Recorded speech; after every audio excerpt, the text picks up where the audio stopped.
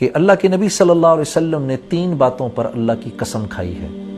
پہلی بات جس پر آپ نے اللہ کی قسم کھائی وہ یہ ہے کہ صدقہ دو مال بڑھے گا، صدقہ دو مال بڑھے گا۔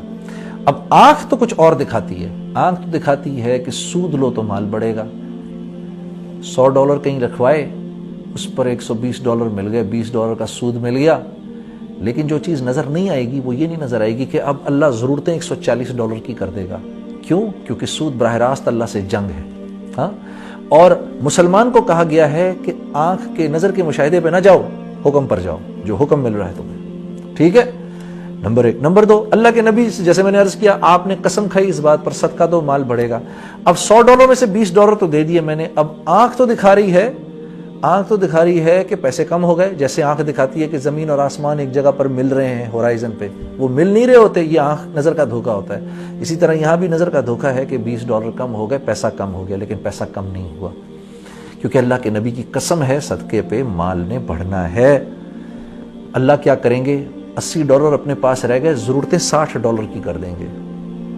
تو ایک تو یہ کہ اللہ کے نبی کا پہلا ارشاد کہ صدقہ دو مال بڑھے گا۔ دوسرا ارشاد آپ کا، تم پر کوئی حال آئے، کسی قسم کی سختی آئے، کوئی تمہیں کچھ برا بھلا کہے، تمہارا کوئی نقصان ہو جائے، اس پر فوراً تمہاری نظر میری طرف جائے، نہ کچھ کڑوی کسیلی بات کرنے والے کو جواب دینا، غصہ بھی پی جانا، یہ ایک گھونٹ اللہ کو بہت پسند ہے غصے کے پی جانے کا، معاف کرنا لوگوں کو۔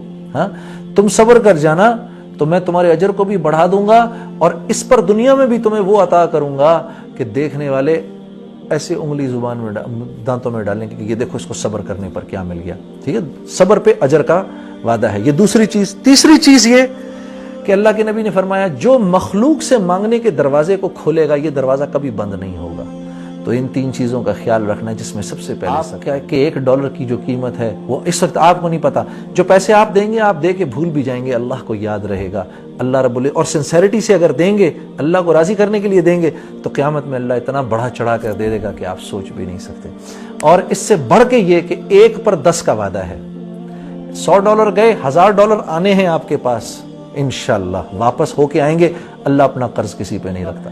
ایک بات یاد رکھنا کہ اللہ کے ہاں پیسہ اس کا قبول ہوتا ہے جس کے لیے اللہ خود فیصلہ کرتے ہیں۔ کیوں؟ کیونکہ اللہ اپنی مخلوق کے لیے ہر ایک کے مال کو نہیں پسند فرماتے۔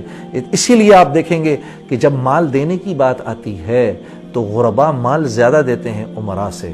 کیوں؟ کیونکہ اللہ ان غریب کے مال کو پسند فرماتے ہیں کہ وہ اللہ اس کو ایکسپٹ کرتے ہیں۔ کیوں؟ اللہ نے اس کو قرض فرمایا ہے۔ یہ جب آپ اللہ کے راستے میں مال دیتے ہیں تو اللہ کو قرض دے رہے ہیں، اسی لیے اس کو قرض حسنہ کہا گیا ہے۔ یہ آپ اللہ کو قرض دے رہے ہیں اور اللہ فرما رہے ہیں ہم اس کو بڑھا چڑھا کے تمہیں واپس کریں گے۔